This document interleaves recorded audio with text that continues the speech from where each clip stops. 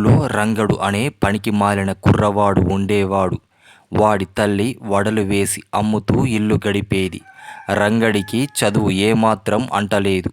కానీ వాడు మాత్రం తాను చాలా తెలివైన వాడినని, తన తెలివితేటలు ఎవరూ అర్థం చేసుకోవడం లేదని అనుకునేవాడు.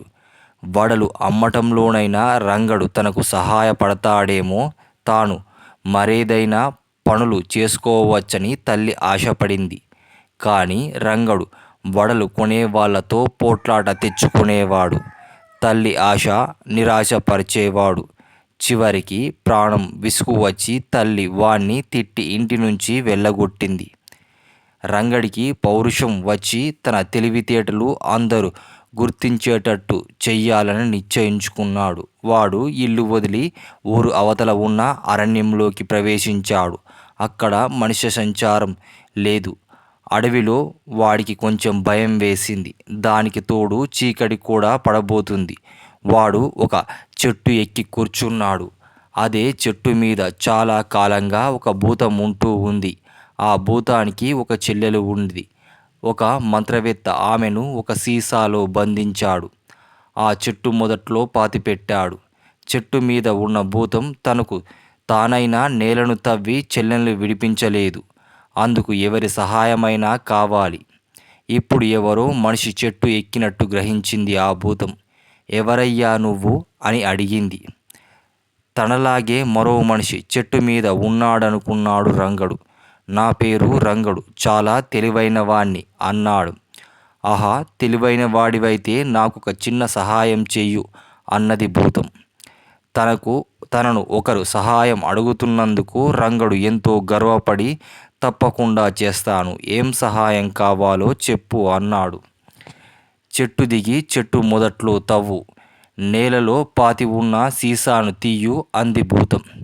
రంగడు చెట్టు దిగి నేలను వేళ్లతో కెలికేశాడు. నేల గట్టిగా ఉంది, తవ్వటానికి గుణపం కావాలి అన్నాడు వాడు. నీ తెలివిని ఉపయోగించు అంది భూతం. రంగడు చుట్టూ చూశాడు. దూరాన ఎక్కడో కాస్త వెలుగు కనిపించింది. అక్కడ ఎవరో మనుషులు ఉన్నట్టు అతనికి అనిపించింది. గుణపం పట్టుకస్తా అంటూ రంగడు అటుకేసి వెళ్ళాడు. అక్కడ నిజంగానే కోయ వాళ్ళ గుడిసె ఉంది. అందులో కోయ దంపతులు ఉన్నారు. తన ఊహ నిజమైనందుకు రంగడు చాలా గర్వపడి, ఇప్పుడే తిరిగి ఇచ్చేస్తాను, ఒక గుణపం ఇవ్వండి అని కోయ దంపతులను అడిగాడు. వాళ్లకు గుణపం అంటే ఏమిటో తెలియదు. అసలు నువ్వు ఎవరివి, ఇక్కడికి ఎందుకు వచ్చావు అని వాళ్ళు రంగన్ని అడిగారు. నేను చాలా తెలివిగలవాణ్ణి, త్వరగా నాకు గుణపం ఇచ్చేయండి అన్నాడు రంగడు. తమ వెంట రమ్మని వాళ్ళు రంగన్ని ఆ సమీపంలో ఉన్న ఒక మునీశ్వరుని దగ్గరికి తీసుకువెళ్ళారు. మునీశ్వరుడు రంగన్ని చూస్తూ వాడి సంగతంతా గ్రహించాడు. నువ్వు వట్టి అమాయకుడివి నాయనా, నువ్వు బాగుపడేందుకు ఒక వరం కోరుకో, ఇస్తా అన్నాడు. నాకు వరం అక్కర్లేదు, గుణపం కావాలి అన్నాడు రంగడు. గుణపం కూడా ఇస్తాను అంటూ మునీశ్వరుడు వాడికి ఒక గుణపం ఇచ్చాడు. వాడు కోరుకున్నది జరిగేటట్లు వరం కూడా ఇచ్చాడు మునీశ్వరుడు. రంగడు విజయ గర్వంతో చెట్టు దగ్గరికి తిరిగి వచ్చాడు. చెట్టు మొదట్లో తవ్వి ఒక సీసాను పైకి తీశాడు. చెట్టు మొదట ఉన్న భూతం రంగడు చేసిన పనికి సంతోషించి, బేస్, ఆ సీసాను పగలగొట్టు అంది. ఇంత కష్టపడి సీసాను తీస్తే పగలగొట్టడానికా? నేనేం తెలివితక్కువాడిని అనుకున్నావా అన్నాడు రంగడు. అందులో బంగారం ఉంది, సగం నీకిస్తా అంది భూతం. తన తెలివితేటలతో బంగారం సంపాదిస్తున్నందుకు రంగడు గర్వపడి సీసాను నేలకేసి గట్టిగా కొట్టేశాడు. పెద్ద చప్పుడుతో సీసాలో నుంచి భూతం బయటకు వచ్చింది. ఎక్కడ నా బంగారం అంటూ అరిచాడు రంగడు. వాడు భూతాన్ని చూడలేదు. చెట్టు మీద భూతం వాడి ముందు కొన్ని బంగారు నాణాలు విసిరింది. రంగడు వాటిని ఏరుకొని తన ప్రయోజకత్వాన్ని తల్లికి రుజువు చేద్దామని చీకట్లోనే పడి ఇంటి దారి పట్టాడు. దారి మధ్యలో వాన వచ్చింది. వానలో ఇంకా ఎంత దూరం నడవడం వాడికి చిరాకు అనిపించింది. మునీశ్వరుడు ఇచ్చిన వరం జ్ఞాపకం వచ్చింది. నేను ఉండే దేశంలో వానలు ఉండరాదు అని కోరుకున్నాడు. వెంటనే వర్షం ఆగిపోయింది. రంగడు తన తెలివితేటలతో అమితంగా సంతోషించి తన తెలివితేటలకు ఇంటికి పోయి తల్లికి బంగారం ఇచ్చి తాను సాధించిన ఘనకార్యాలన్నీ తల్లికి గర్వంగా చెప్పాడు. మునీశ్వరుడు ఇచ్చిన వరంతో తాను వానను ఆపాడని తెలియజేశాడు. వాడి తల్లి అదిరిపడింది. ఈ సంగతి తెలిస్తే 10 మంది కలిసి వాణ్ణి చంపేస్తారు. అయినా వాడు వెర్రి బాగులవాడు కనుక వాడు చెప్పేది నిజం కాకపోవచ్చు. ఆమె తనను తాను సమాధానపరుచుకుంది. కానీ అది మొదలుకొని ఆ దేశంలో వానలు లేవు. తీవ్రమైన కరువు కాటకం ఏర్పడింది. అయితే దేశం సంపన్నమైనది కావడంతో రాజు ఇతర దేశాల నుంచి ఆహార ధాన్యాలు కొని ఆ సంవత్సరం గడిపేశాడు. కానీ మరుసటి ఏడు కూడా దేశంలో వర్షాలు లేవు. విచిత్రం ఏమిటంటే చుట్టుపక్కల దేశాల్లో భారీగా వర్షాలు కురుస్తున్నాయి. కానీ తమ రాజ్యంలో మాత్రం చుక్క కూడా వర్షం లేదు. రంగడి తల్లికి అప్పుడు రంగడి వరం మీద నమ్మకం కుదిరింది. ఆమె తన కొడుకుతో అరణ్యంలో మునీశ్వరుడు ఉండే చోటికి పోయింది. అయితే ఆ మునీశ్వరుడు అక్కడ లేడు. ఆయన ఎక్కడికో వెళ్ళిపోయాడు. కోయవాళ్ళు కూడా అక్కడ లేరు.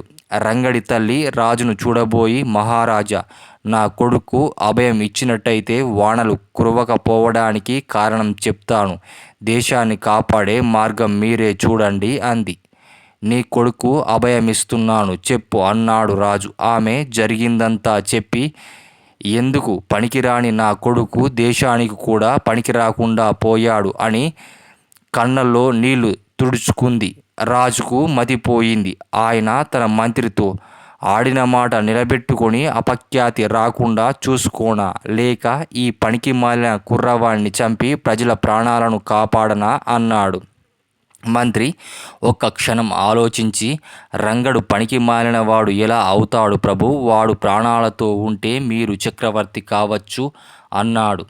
అదెలా అన్నాడు రాజు. రంగడు తాను ఉండే దేశంలో వానలు పడకుండా వరం కోరుకున్నాడు. వాడు ఏ దేశంలో ఉంటే ఆ దేశంలో వానలు పడవు. వీణ్ణి 2 ఏళ్ల పాటు ఏ దేశంలో ఉంచితే ఆ దేశం ఆర్థికంగా దెబ్బతింటుంది. మనకు సులభంగా వశమవుతుంది అన్నాడు మంత్రి. మంత్రి ఆలోచన బ్రహ్మాండంగా పారింది. కొద్ది సంవత్సరాల కాలంలో చుట్టుపక్కల ఉన్న దేశాలు రాజుకు లొంగిపోయాయి. ఆయన ఆ దేశాల మీద చక్రవర్తి అయ్యాడు. ఇప్పుడు రంగని ఏం చెయ్యాలి అనే సమస్య వచ్చింది. రాజు అన్ని దేశాల్లో, ఈ సామ్రాజ్యాల్లో రంగడు ఎక్కడ ఉన్నా అంతటా కరువు కాటకం వస్తుంది అన్నాడు. చక్రవర్తితో మంత్రి మరొక అమోఘమైన ఆలోచన చెప్పాడు. దాని ప్రకారం రాజు ఒక చిన్న గ్రామాన్ని స్వాతంత్ర రాజ్యంగా ప్రకటించి దానికి రంగన్ని రాజుగా అభిషేకించాడు. రంగడుండే రాజ్యంలో వానలు పడవు, పంటలు పండవు. కానీ చక్రవర్తి నుంచి రంగడి రాజ్యానికి ఎంత కావాలంటే అంత ధన సహాయం లభిస్తుంది. సోమరిపోతులకు, విలాసజీవులకు గడపడానికి అది ఒక అద్భుతమైన దేశం. ఒక అపాత్రుడికి ఇచ్చిన వరం ఆ రాజ్య రూపంలో వెలిసింది.